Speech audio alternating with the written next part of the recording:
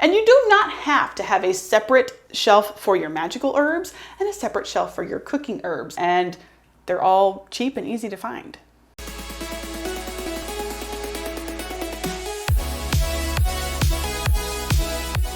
Hey, howdy, and hello humans. Welcome back to my house. I hope you're doing well. Today, we're going to talk about 5 herbs that can easily be found in the grocery store that I think everyone should have in their magical arsenal. And if you haven't quite gotten to the point where you're building your magical herb collection, then this is just a short list of something that you can look for, because I think that when it comes to using herbs in your magic, this is going to be a very broad range of herbs as far as their uses, and they're all cheap and easy to find.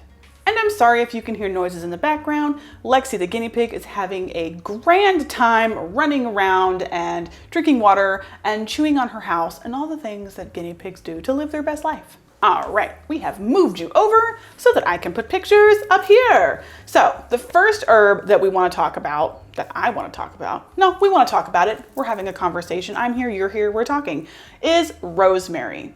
So rosemary is an incredibly versatile herb. It's awesome for healing and love and cleansing and protection, and it tastes really good on potatoes. If you haven't tried it, do recommend.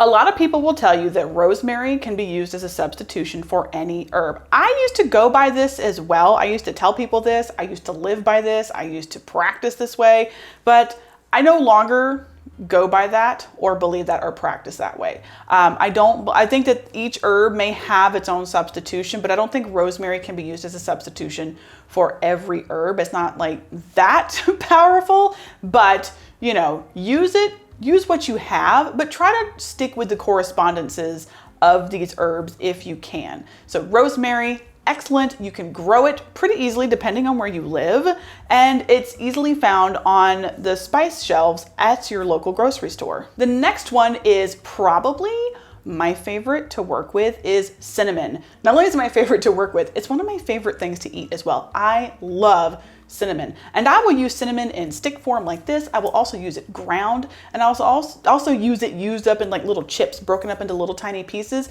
Pretty much any form of cinnamon I can get my hands on, I will use it in my craft. Cinnamon is excellent for anything regarding passion and love because it kind of has that heat to it. It's really good for matters of this nature, but it's also really good for healing and protection and success. We know that cinnamon is a very powerful herb as far as ingesting and all the things that it can do for our bodies, and it can do things in our craft as well. And like I said, you can use it as the stick form or the ground form, does not matter. If you're making incense, I highly recommend using the ground form because you really don't have to do any work to get it into a powder. These sticks can be difficult to grind down into a powder using just a mortar and pestle. Next up is bay leaves. Now, I know you've probably seen, if you've been like in the witchcraft community on any social media outlet at all, a lot of witches like to write their intentions or names on bay leaves and burn them like that, which is great because bay leaves are great for protection, but their uses don't stop there. They're also really good for purification, strength, and heightening your psychic abilities. So you can even write that on a bay leaf and burn it.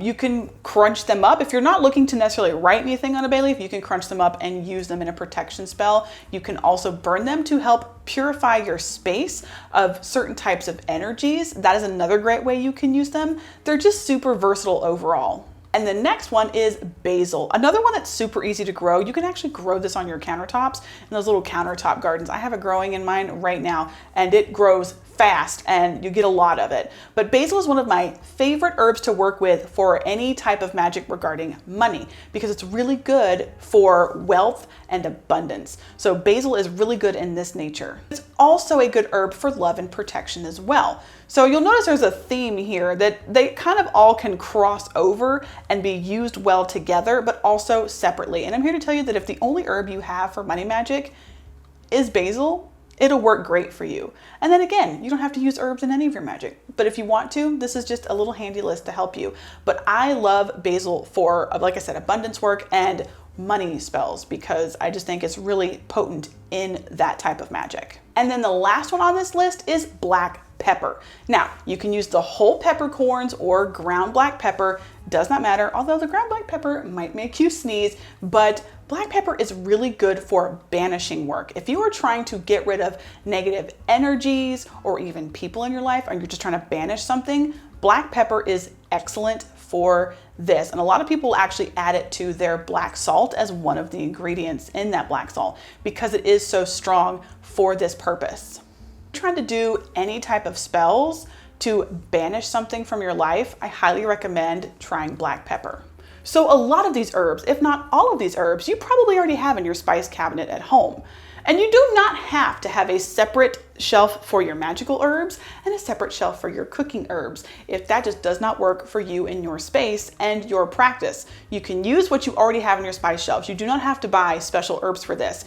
Please go to the grocery store the next time and walk down the spice aisle. Look at all the different herbs and spices that are available to you. And a quick Google search will pretty much tell you what the magical properties of those herbs are. Plus there's lots and lots of places to find correspondences for these things online. And these things are really good for cooking too. Now, if you are allergic to any of these, obviously do not use them.